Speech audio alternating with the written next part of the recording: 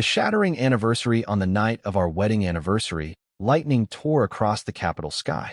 Dark clouds roiled, and a tempest raged. My good buddy, Ryan Thompson, sent me a video captioned, "How'd you convince your wife, man? I'm so jealous." I figured the rascal was just messing with me, so I casually tapped it open. But the scene that played out on screen made my face turn deathly pale in an instant. In the midst of the storm, a Maybach was parked on a roadside by Pine Hill Park, its whole body shaking violently. As the camera slowly panned, the Maybach's license plate came into view. Instantly, I felt a sharp dagger pierce my chest, the pain so intense I couldn't breathe.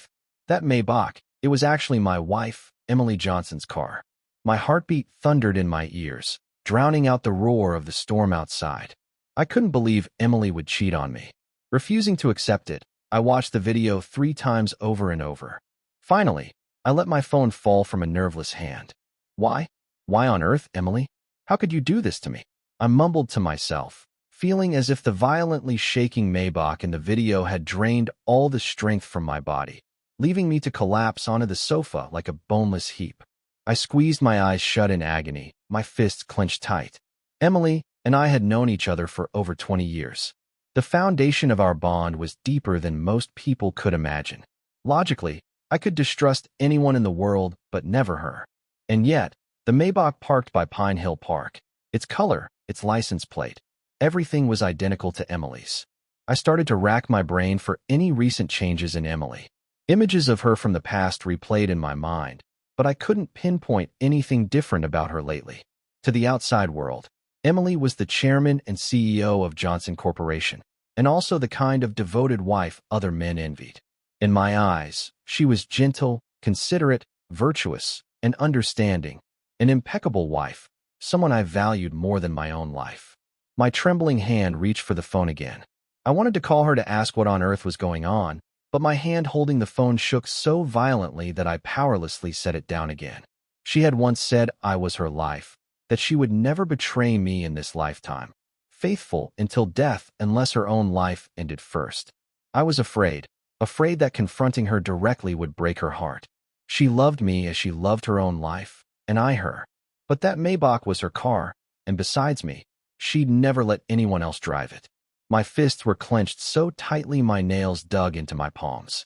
I struggled to compose myself, my gaze eventually settling on the clock on the wall, a clock we'd hung on our wedding day.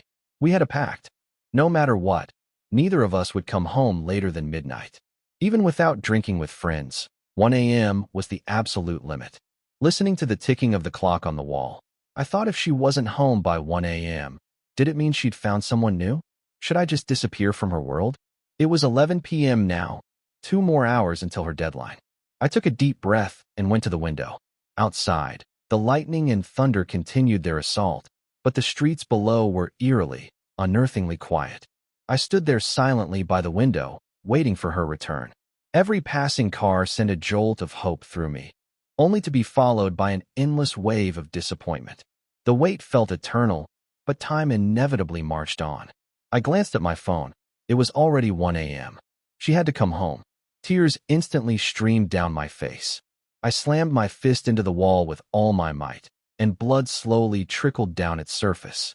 The searing pain in my fist was nothing compared to the heart-wrenching agony of this cruel, merciless reality. Emily and I grew up together. We'd shared every sweet and bitter moment. We were inseparable as adults, and we became husband and wife, closer than kin. Her betrayal has left me adrift, questioning everything. Childhood, first loves, eternal devotion. It all feels like a cruel joke to me now. From this day forward, I will never believe in love again. No one wants to die, but right now, utterly devoid of hope, death is all I desire. My fist clenched in impotent rage.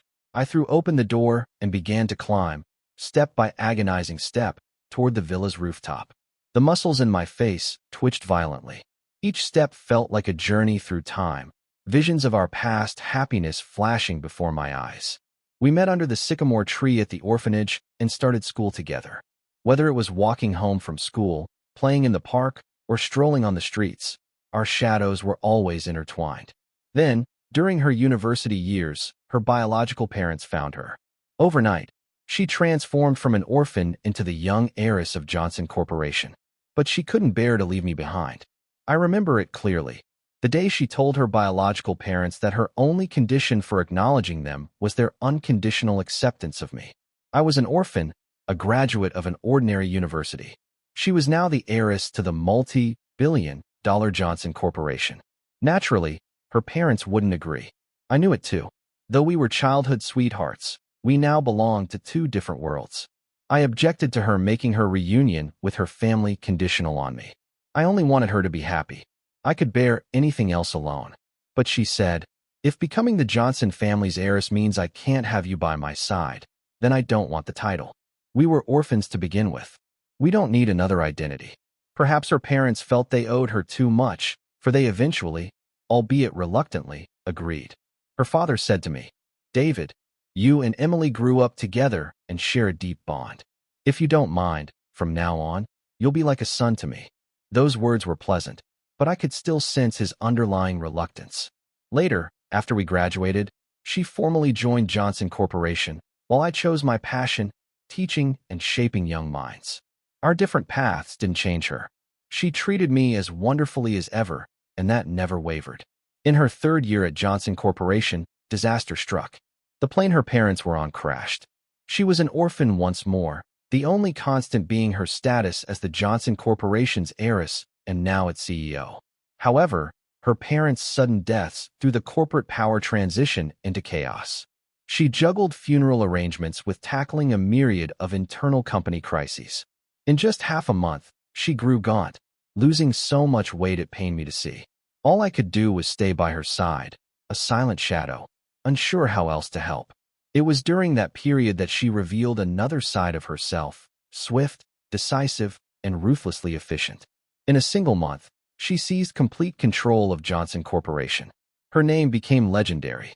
Once business was settled, she reverted to her old self, collapsing into my arms, sobbing her heart out. If you hadn't been with me, she choked out, I don't know what I would have done. I might not have made it through. My heart ached. All I could offer was a patient ear and hollow words of comfort. As she spoke, she drifted off to sleep in my arms.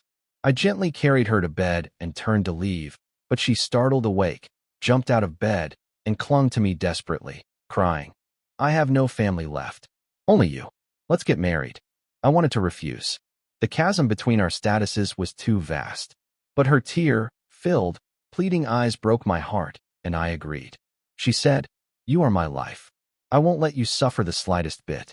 Marry me, and you'll be the happiest husband in the world. And after our wedding, it was true. At the company, she was the aloof, formidable CEO. At home, a devoted and caring wife. She never came home late, not once.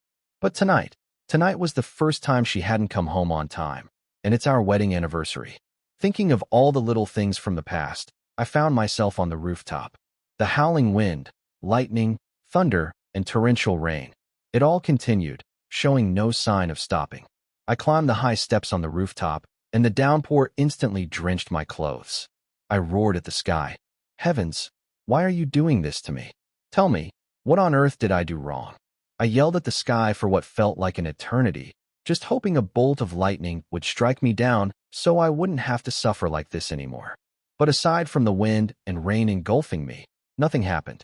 Looking at the city lights in the distance, I knew that if I just took one step forward, I would finally be free. I wouldn't be in so much pain. I closed my eyes and screamed my lungs out again. To hell with this damn love. To hell with undying true love. It's all goddamn bullshit. Gritting my teeth, I took a step forward. My legs buckled, and I tumbled headfirst down the high steps. Only then did I remember I'm terrified of heights. I didn't want to fall to my death. I wanted a more dignified way to go, but it was too late. Just then, Emily's desperate voice suddenly cried out, Honey, no. Hearing her voice, I gave a bitter smile. I'd actually forgotten again that I'm terrified of heights. Emily, your affair led to my death. I wonder if you'll even regret it. But I thought I was dead. When I opened my eyes, I found my face pressed against a cold pile of sand. I then realized there was a small landing below the steps, and someone had left a pile of fine sand there, the kind used for plastering walls. I hadn't died, but I could feel blood trickling from my forehead. Yet I couldn't feel a thing. Emily ran to the edge of the steps, wailing, "Honey, why would you do this? If you die, how am I supposed to go on alone?" I rolled over and looked up at Emily, my heart still pounding, and asked, I'm still alive." Hearing my voice, Emily laughed through her tears. "Honey, what are you talking about? Of course you're alive. Quick, come here. I'll pull you up." "No," I said, looking at Emily's outstretched hand. I got up and took a step back. "Were you at Pine Hill Park tonight?" "Pine Hill Park," Emily faltered. A flash of lightning illuminated her, and I clearly saw her shiver. "Honey, why? Why are you asking that?" I pressed on, furious. "Just tell me. Were you at Pine Hill Park tonight or not?" No, I wasn't." "Quick, come up. I'm begging you." Emily's voice trembled slightly, making me suspect she was lying. "Then how did you get back?" I asked. "I took a cab." "You wouldn't want me driving in a storm like this, would you?" I was speechless. I had indeed warned her not to drive in the rain. I started to resent Ryan. "Damn you, Ryan Thompson. Why did you have to send me that video? You made me misunderstand Emily and nearly got me killed." I said, ashamed. "Honey, I'm so sorry. I had a terrible nightmare. I dreamt I cheated on you, didn't you?" Emily sobbed, a hint of reproach in her voice. When I didn't answer, she pleaded again. "Honey, please. I'm begging you. Come back up. It's dangerous down there." All right, honey. I'm coming." I hurried up the steps and onto the rooftop. Smack. She slapped me hard across the face, tears streaming down as she cried. "You idiot. Trying to jump off a building over a dream. You scare me to death, do you know that?" Ignoring the stinging print on my cheek, my heart ached as I pulled her into my arms. I opened my mouth, but in the end, I couldn't bring myself to mention the video. Downstairs in the living room, Emily, her eyes red, was dabbing medicated oil on my scrapes. I couldn't hold back any longer. "Honey, you didn't drive the car back, did you?" The moment I spoke, I stared intently into her eyes. If she said she had, it would mean her words on the rooftop were a lie, meaning the car parked by Pine Hill Park was hers, and she was the one in it. Emily's hand, still dabbing the oil, froze. Tears welled up in her eyes, and she began to cry softly. Her tears were my biggest weakness. Helpless, I quickly backed down. "Honey, I'm sorry. Please don't cry. I believe you." Only after I reassured her repeatedly did she stop crying, but a thorn of doubt remained lodged in my heart, making me deeply uneasy. After Emily finished tending to my wounds, she came over and hugged me. "Darling," she began, "I want to ask you something. But promise you won't get mad, okay?" I nodded. "Go ahead." Emily looked into my eyes cautiously. What if one day I actually cheated on you?" The word cheated struck a raw nerve. I whipped my head around, fixing my gaze intensely on her eyes again. Her eyes darted away, flustered, unable to meet my gaze. She quickly buried her face in my chest. I said, "What if?" I took a deep breath, stroking her hair. "There are no what ifs," I said, a hint of sadness in my voice. "If that day ever truly came, I would disappear from your world and set you free." Emily's body trembled slightly. Then she laughed. "Don't worry. I won't give you that chance. And even if you cheated on me one day, I'd forgive you." Once, I pushed her away abruptly, stood up, and stalked into the bedroom. There's no room for cheating in my world. I could clearly feel Emily was testing my boundaries. Emily followed me in, hugging me from behind. "Darling, you're angry, aren't you?" she said, a light laugh in her voice. "I was just kidding. Please don't be mad, okay?" I sighed and turned around. I wanted to tell her I loved her more than life itself, that I didn't want to joke about something like this. Just then, her phone suddenly rang. She pulled out her phone, glanced at the caller ID, and a flicker of panic crossed her eyes. Without a word, she hung up and then turned off her phone. She didn't know, but that simple action made something inside me snap. It was only then I remembered she'd suddenly developed this habit over the past month. She wasn't like this before. She never used to avoid taking calls in front of me. I don't know when it started, but she began stepping out to take her calls, and now, though she didn't step out, she didn't take them in front of me either. She just hung up and powered it off. After more than 20 years together, I knew her inside out. She definitely had a secret, one she was afraid I'd find out. Thinking about her recent strange behavior with calls, coupled with the video Ryan recorded tonight, I pretty much concluded she was cheating on me. In that instant, my heart felt like it was being violently squeezed, the pain so intense I could barely breathe. She looked up, saw my pale face, and explained in a panic. Honey, it's our wedding anniversary today. I didn't want anyone to disturb us, so I turned off my phone. Her flustered explanation only made me more certain she was hiding something. But I truly loved her to the very marrow of my bones. She wasn't just my wife. She was my companion of over 20 years, my only family in this world. My heart was bleeding. I thought anyone else in this situation would find this unforgivable. But still, I wanted to swallow the pain and give her a chance to turn back. Whatever had already happened, let me bear it alone. Forcing a smile, I pulled her into my arms, a bitter taste rising in my throat. Sweetheart, I said, if you ever find out I've cheated on you, please don't forgive me. I wouldn't forgive myself. I'd disappear from your world. Emily was very smart. I thought she would understand my hidden meaning. Don't, David. She hugged me tighter again. If that day ever comes, I would choose to forgive you because I love you. I didn't know if she genuinely hadn't understood or if she was pretending not to. But my heart had already died once for her with this. And in that, I'd already given her a chance to turn back. I believe she loved me. She was the CEO of a multi-billion-dollar conglomerate. If she didn't love me, she wouldn't care about my feelings. But if that love was split in two, half for me and half for another man, then I'd rather not have it at all. I'd already warned her. If she insisted on this path, then my only choice would be to leave her world. I gently patted her head, a touch of sadness in my voice. I'm a bit tired. Let's get some rest. On our anniversaries in previous years, we'd make love all night, as if trying to merge into one another. This year, however, I passively let her lean into my embrace. Neither of us spoke, and we drifted off to sleep, each lost in our own thoughts. Chapter 2. The Unraveling Web. Early the next morning, I woke with a start to find her side of the bed empty. I went to the living room and immediately saw her bustling about in the kitchen. Watching her move, a wave of nostalgia washed over me. In our daily life, she wasn't like other wealthy people who hired personal chefs and maids. She only employed a part-time cleaner. I couldn't understand it. How could a woman so thoughtful and domestic cheat on me? Just then, she turned, her eyes brightening as she smiled. You're awake. Go wash up. Breakfast is ready. After washing up, I sat across from her at the dining table. Breakfast tasted the same, but I was much quieter than usual. She looked up and asked, Honey, how about we go see a movie after you finish work? I forced a smile and nodded in agreement. Eventually, she left for her company, and I went to the school. The familiar scent of books lifted my spirits. Work was the best way to kill time.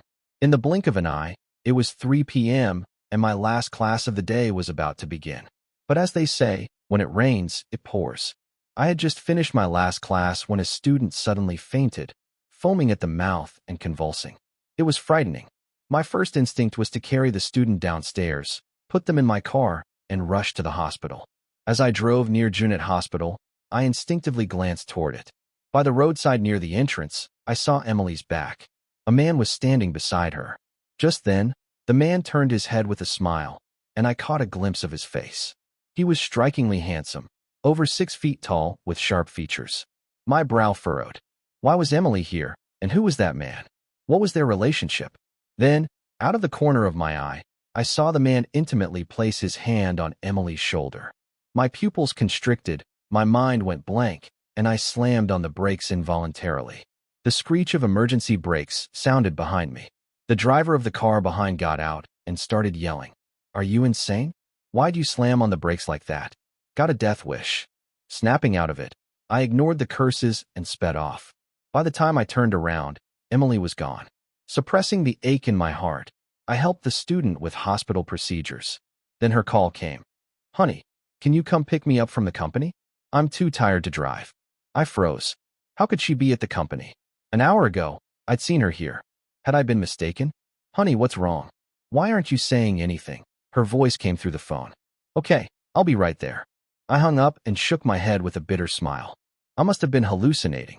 Many people looked similar from behind. It was 8 p.m. when we arrived at the cinema. The movie hadn't started, so we picked the best seats in the middle, as always. She leaned her head on my shoulder, munching on popcorn. About 10 minutes later, people started trickling in. One man passed in front of me, looking vaguely familiar.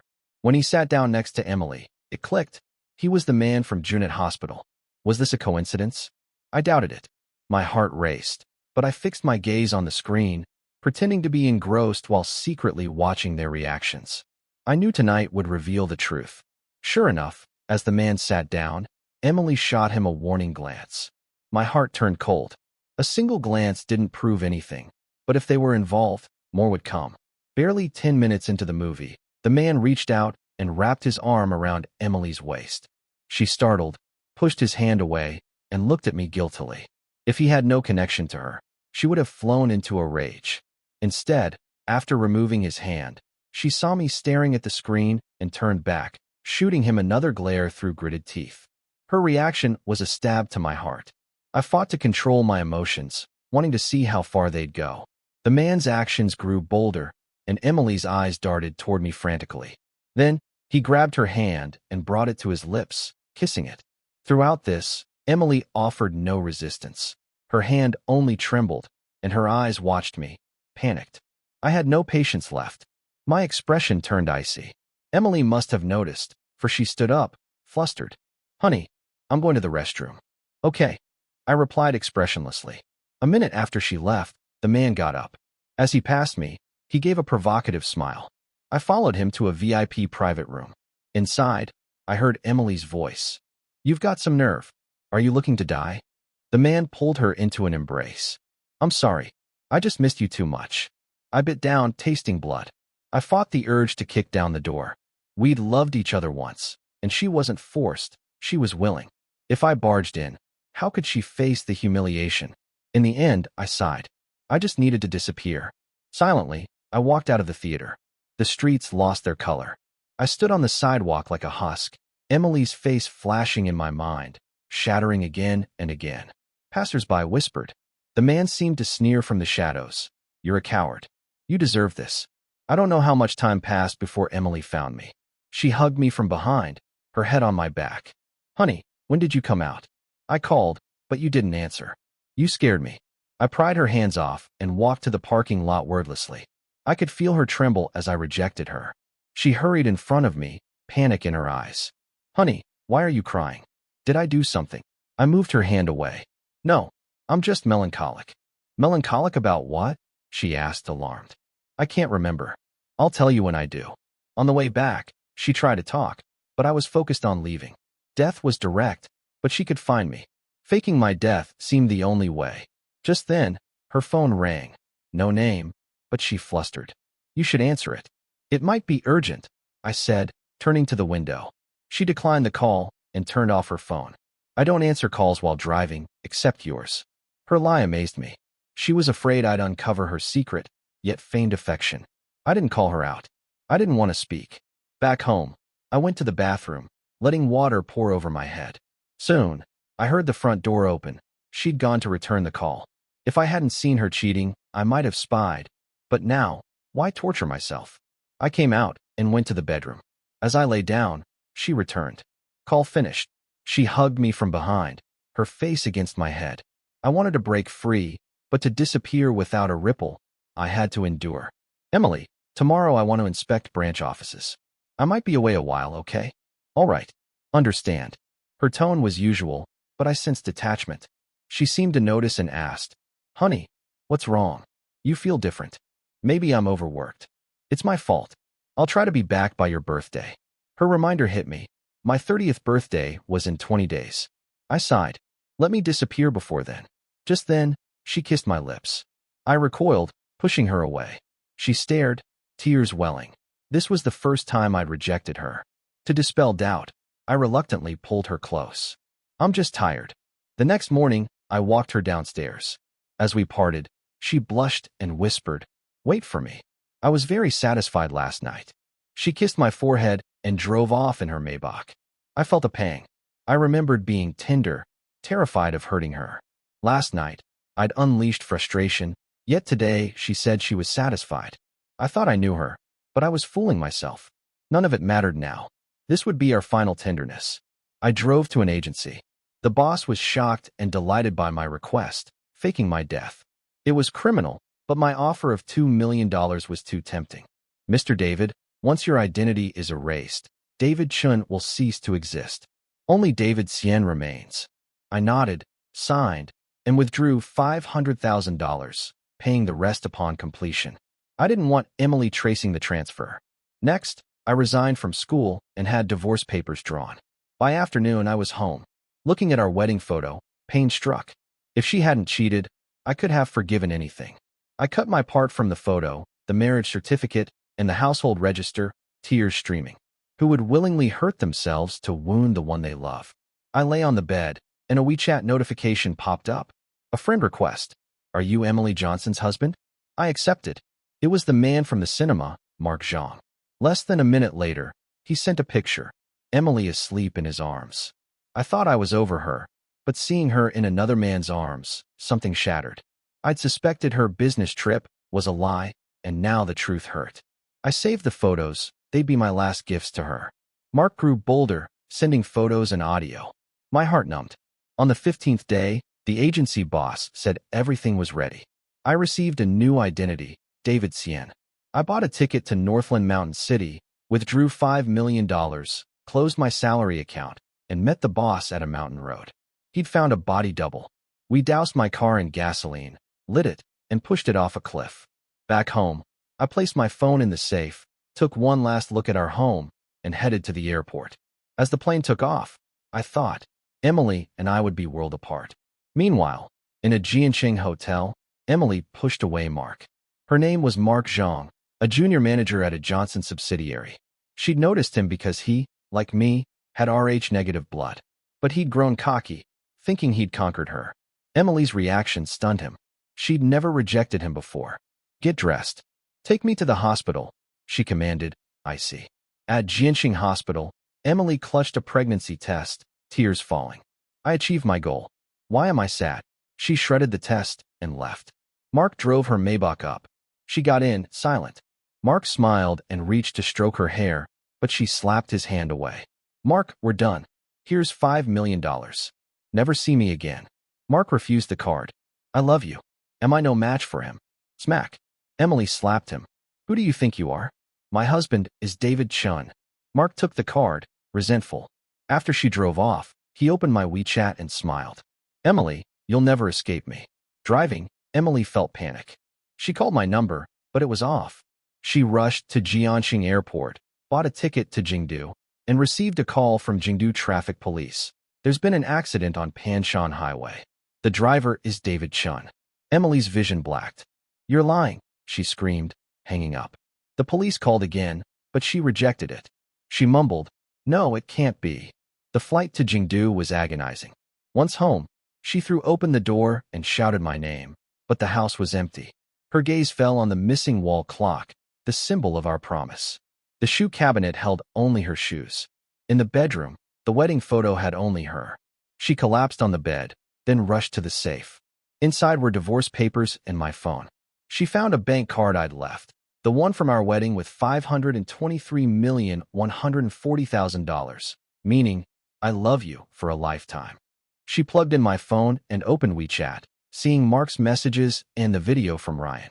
Tears streamed. Mark, I'll make you pay. She touched her belly. I'm sorry, love. I did this to give you a child. I never meant to hurt you. She whispered to her belly. Baby, let's bring your father home. The child was Mark's, but she'd never let him be the father. Only I would be dad. As for Mark, his arrogance had cost me my life, and she would make him pay. She called her security chief. I never want to see Mark Zhang again. The message was clear. At the Jingdu Traffic Police Department, Emily identified the body in the morgue, a burned corpse wearing my Rolex. She sobbed uncontrollably, but when she saw the autopsy report stating the deceased had O-type blood, she stopped. You're wrong. My husband has Rh-negative blood. She left, determined to find me. She called Ryan, who was cold. Ryan, where's David? I don't know. He hung up. She threatened to bankrupt his company, and he replied, he told me about your affair when he was drunk. Emily transferred $10 million to my old salary account, but the bank called. The account was closed. She drove home, desolate. I just wanted a family. Was that wrong? She called Mark. Go to Jianqing Airport, get my car, and bring it back. Mark, elated, sped to Jingdu. En route, a truck slammed into his car. Mark saw the driver sneer and realized it was a hit, Emily's doing. He regretted provoking me, but it was too late. In North Border Mountain City, I took over a bar near the university. 5 years passed, and the bar thrived. Emily's image blurred, but forgetting her was agony. 3 years ago, a WeChat user named Lovesick appeared. Every day, someone picked up a cocktail I mixed for her. We became confidants. One day, she asked to hear my story. I told her everything about Emily. She shared hers. She'd had a husband who adored her, but she'd cheated to conceive, and he left. She asked, "If you were my husband, would you forgive me?" Her story moved me, but I couldn't answer. Our conversations grew sparse, but she helped me heal. Tonight, she didn't message. For days, nothing. I worried and messaged, "Are you there?" She replied, "Our daughter is 4. She cries to see her dad. Can you stay with her? Please." I hesitated, but her plea won me over. The next day, a little girl, Lily, stood outside with a nanny, Emma. "Lily, this is your dad," Emma said. Lily ran to me, hugging my leg. "Daddy, I found you." I crouched, smiling. "I'm not your daddy. Call me uncle." "You are? Mommy has your photo." I froze. Lily's eyes, nose, mouth, they were Emily's as a child. Lovesick was Emily. How had she found me? I wanted to put Lily down, but she clung on. "Daddy, don't leave me." Her voice worked magic. She dialed Emily on her watch. "Mommy, I found Daddy. When are you coming?" Emily's voice, Tong Tong, asked Daddy. Lily looked up. "Daddy, can Mommy come?" I nodded. "Yay." "Mommy," Daddy said yes. I saw Emily hiding across the street. I set Lily inside with Emma and crossed to her. It was time to talk. Reunion was off the table, but maybe friendship. The light turned green. I stepped onto the crosswalk. Emily, in tears, sprinted toward me. A car's tires screeched. Thud. Emily lay in blood. I sprinted to her, lifting her. Blood gushed from her mouth. "I'm sorry," she tried to say. "Don't talk. I forgive you. You'll be okay." I sobbed, pressing her mouth, but the blood wouldn't stop. In the ER, I waited 5 hours. The doctor shook his head. I collapsed, then burst in, clutching her body, wailing. Lily sensed her mother was gone and screamed for her. I lied, "Mommy's sleeping." She went to the bedside and fell asleep. After the funeral, I took Lily to Jingdu. In Emily's safe, I found the restored wedding photo, documents, her will leaving me Johnson shares, and a diary. The will named me beneficiary, but I wanted to die, until I remembered Lily. Her diary revealed the agency owner had betrayed me, leading her to find me. I destroyed the agency. From her diary, I learned Mark's fate and why she cheated. Mark had panda blood, and she'd wanted a child for me. I reverted to my name, took over Johnson, and raised Lily. She often woke crying for Mom, but I stayed. When she was 20, she took over Johnson, capable as her mother. It was time for me to leave. On our wedding anniversary, holding our photo, I took poison. The staff found me, and I survived but needed an oxygen tube. Lily rushed to the hospital, not to see me, but to remove my tube. She resented me for her mother's death. Desolation consumed me. The woman I loved cost me half my life, and the daughter I raised took the other. If there's a next life, I pray never to meet Emily Johnson again. The taste of it all, it's far too bitter. Chapter 3. The icy reckoning. As Lily's hand closed around the oxygen tube, my vision blurred through a film of tears. The girl I'd raised since she was 4, with Emily's eyes and my own stubborn chin, stood over me, her expression as cold as the stainless steel railing of the hospital bed. "You killed her," she whispered, her voice trembling not with grief but with a rage that had festered for 2 decades. "You left, and she died trying to find you." The tube came free with a hiss, and the world began to shrink. I reached for her, but she stepped back, her shadow merging with the dim light from the hallway. My lungs spasmed, starved of air, but the physical pain was nothing compared to the realization. She'd spent 20 years blaming me for a death she believed was my fault. Emily's diary had never mentioned this. Had she kept even this from me, to spare me the final blow? In the last seconds of consciousness, I saw Emily's face as it had been on our wedding day. Radiant, unburdened, promising forever. How had we come to this?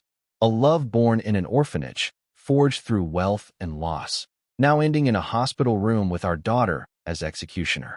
The irony was cruel. I'd faked my death to escape betrayal, only to be killed by the one life I'd stayed alive to protect. When I next opened my eyes, white ceiling tiles blurred into focus. A nasal cannula fed oxygen into my nostrils, and an alarm beeped rhythmically beside me. A nurse bustled in, her brows furrowed. "Mr. Chun, you're lucky. Your daughter called for help just in time." Lily.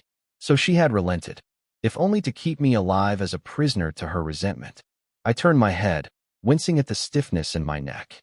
She sat in the corner, staring out the window, her back rigid. "Why?" I croaked, my voice raw. She didn't look at me. "Mommy's will said you have to live until I take over the company. After that." Her words trailed off, but the implication hung heavy in the air. After that, I was disposable. For the next year, I existed in a limbo of recovery and estrangement. Lily visited twice a week, updating me on Johnson Corp's affairs with all the warmth of a board meeting. She never mentioned Emily, never asked about my past, never once called me Dad. I spent my days rereading Emily's diary, searching for clues I might have missed. David, if you're reading this, I hope you're safe. I know you saw the video, the photos. Mark was a mistake, one I made for a selfish reason. I wanted a child so desperately, not just for you, but for me. To feel like I had something of yours to hold on to, even if you were gone. The panda blood was a coincidence, nothing more. By the time I got pregnant, it was too late to tell you the truth. I thought I could fix it, but I broke us instead. Tears stained the pages. She'd carried our daughter not out of infidelity, but out of a desperate love that had twisted into something unrecognizable. And now that daughter hated me for a truth she'd never understand. One evening, Lily arrived with a folder in her hands. "The board has approved my appointment as CEO. You're free to go." Her tone was businesslike, but her hands shook as she placed the papers on my tray. I reached out, catching her wrist. "Lily, please. Let me explain." "Explain what?" She yanked her arm back, her eyes flashing. "That you faked your death because you couldn't handle Mom cheating? That you let her die thinking you were gone? I saw her diary too, you know. She spent the last months of her life looking for you, blaming herself. Do you have any idea what that did to her?" Her words were a knife, twisting in the wound. "I didn't know. You didn't want to know," she shouted, her composure finally cracking. "You ran away, just like everyone else in her life. She lost her parents, then you, and then she died because she was so desperate to find you. I grew up without a mother or a father, and it's all your fault." The room fell silent, save for her ragged breathing. I had no defense. She was right. My fear and pride had destroyed us all. "Where will you go?" she asked, her voice quieter now, though the anger lingered. "Does it matter?" I replied, staring at the window. The city outside was a blur of lights, just like the life I'd left behind. She didn't answer. She just turned and walked out, the door clicking shut behind her like the closing of a coffin. I checked out of the hospital the next day with nothing but the clothes on my back and a few $1,000s from an old savings account. I took a bus to the coast, to a town so small it didn't appear on most maps. I rented a tiny cottage by the sea, its walls peeling from salt water and time. The days fell into a rhythm. Walks on the beach, reading old novels from the thrift store, watching the sunset. I didn't contact anyone, didn't check the news. For the first time in decades, I was truly alone. One afternoon, while collecting shells, I found a message in a bottle washed up on the shore. The paper inside was yellowed, the ink faded, but the words were clear. "To whoever finds this, if you've lost someone you love, know that the sea remembers. Maybe one day you will too." I smiled sadly, tucking the note into my pocket. The sea did remember. It remembered Emily's laughter as we swam in the ocean on our honeymoon, remembered the tears she'd shed on the night her parents died, remembered the day she'd held my hand and said, "We'll always have each other, David. No matter what." But no matter what had proven too much. Our love had been a ship built on hope, smashed against the rocks of misunderstanding and pride. Months passed. The cottage grew on me, its creaky floors and drafty windows feeling like home. I started painting, landscapes, seascapes, anything to keep my hands busy. One day, I painted a portrait of Emily as I'd seen her last, running toward me across the crosswalk, her hair flying, her eyes filled with a love that had never faded, even as the car approached. I titled it The Last Goodbye. One morning, a knock sounded at my door. I opened it to find Lily standing on the porch, her arms wrapped around herself against the sea breeze. She looked different, softer, somehow, though her eyes still held a trace of the hardness I'd come to expect. "Hi," she said awkwardly. "Hi." I stepped aside, inviting her in. The cottage was small, but she wandered around, looking at my paintings. Her gaze lingered on the last goodbye. "It looks just like her," she murmured. "Yeah." I handed her a cup of tea. "What are you doing here?" She sat on the worn couch, cupping the mug in her hands. "I sold the company." I raised an eyebrow. "Johnson Corp? What?" "Because it wasn't mine," she said, staring into her tea. "It was always hers and yours. I took over because I thought it's what she would have wanted, but I was wrong. I didn't want it. I wanted a family." Her voice cracked. "I'm sorry for what I did in the hospital. I was angry, and I blamed you because it was easier than blaming her. Or myself."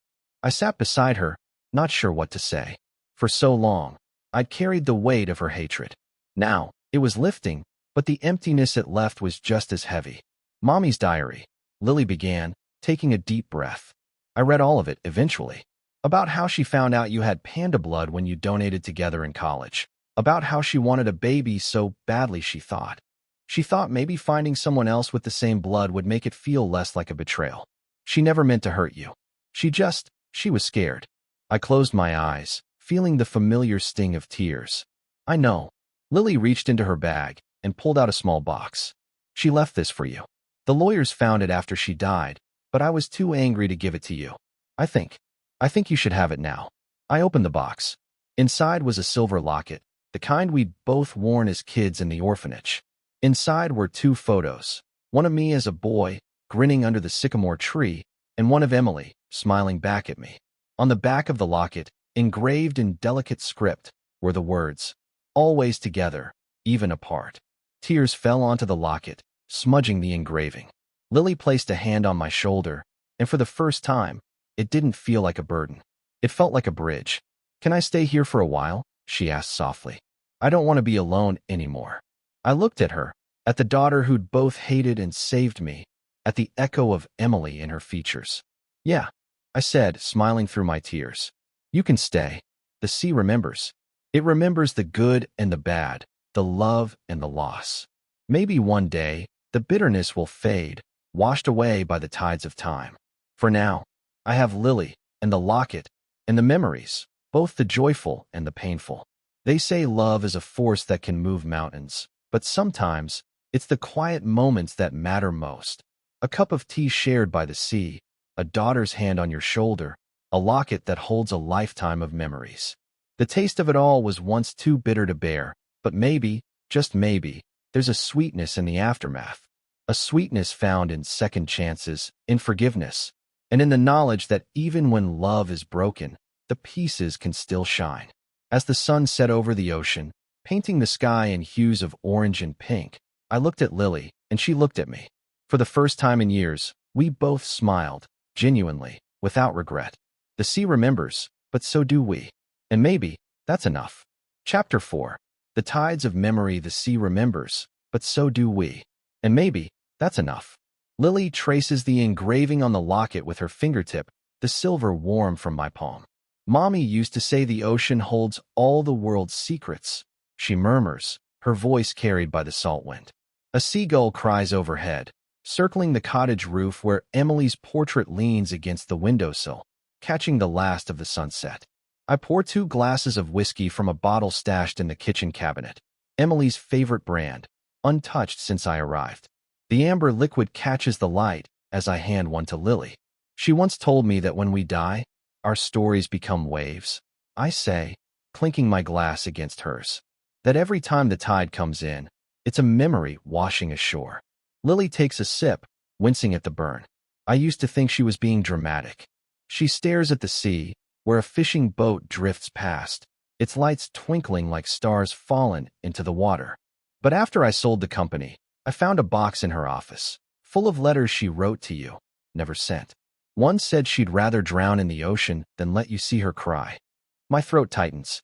I remember the day Emily's parents died, how she'd stood on the cliff above the ocean, shoulders squared, refusing to shed a tear until I pulled her into my arms. "Tears are for landlocked people," she'd whispered, her voice shaking. We're made of salt water, David. We don't break.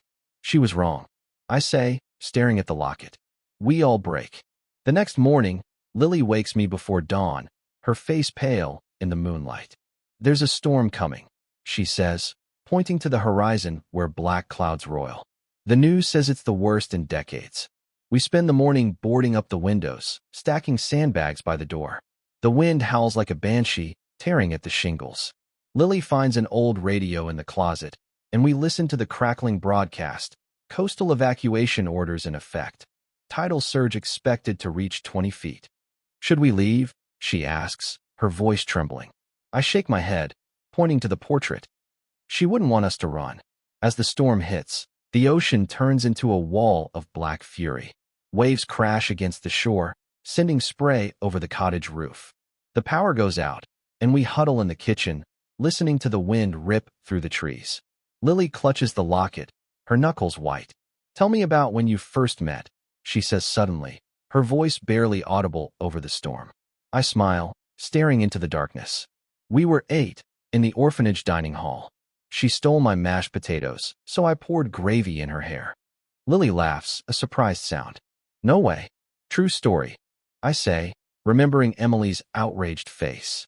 But later that night, she snuck into my room and gave me half a cookie. Said, "You're an idiot, but you're my idiot." The storm rages on, but Lily's laughter fills the room. For a moment, it's as if Emily is here too, rolling her eyes at our stupidity. When the sun rises, the world is transformed. The storm has passed, leaving a trail of destruction, broken trees, debris strewn across the beach, the cottage's front porch torn away. But the sea is calm now, its surface shimmering like blue glass. Lily and I walk to the shore, where the tide has receded, leaving a strange landscape of exposed sandbars. Look, she says, pointing to something glinting in the wet sand. It's a metal box, half buried, its latch rusted. I pry it open with a stick, revealing a stack of waterproof journals. The first cover reads, Emily's Ocean Diary, age 16. We sit on the sand, flipping through the pages. Her teenage scrawl is messy, filled with dreams of traveling the world, of finding a love that would last. One entry catches my eye, dated the day we left the orphanage. David says we'll buy a cottage by the sea. I told him he's a fool, but I hope he's right. I hope we're always fools together. Lily wipes away a tear. She never stopped loving you. I close the journal, feeling the weight of years lift from my shoulders. The sea has given back its secrets, washing away the bitterness. Months later, we rebuild the cottage, stronger this time, with a porch that faces the ocean. Lily starts a small art gallery in town, showcasing local painters, including my portraits of Emily. People come from miles around to see the woman who stares out from the canvas, her eyes full of life. On the first anniversary of Emily's death, we scatter her ashes at sea. Lily holds the locket as we stand on the cliffs, the wind in our hair. Goodbye, Mommy, she whispers, her voice steady. As the ashes drift away, I feel a hand on my shoulder, imaginary, but no less real. Idiot, I hear Emily say, her voice teasing. I told you we'd end up by the sea. Lily takes my hand, and we walk back to the cottage, where the scent of salt water and paint fills the air. The sea will remember Emily's laughter, her tears, her love. And we will too. Every day, in the way the light hits the water, in the taste of whiskey on our tongues, in the warmth of a locket pressed against our hearts. Maybe it's not enough to erase the past, but it's enough to build a future. Enough to know that even when love is lost, it lives on in the waves, in the memories, in the people we choose to hold on to. The sea remembers, and so do we. And in the end, that's all we need.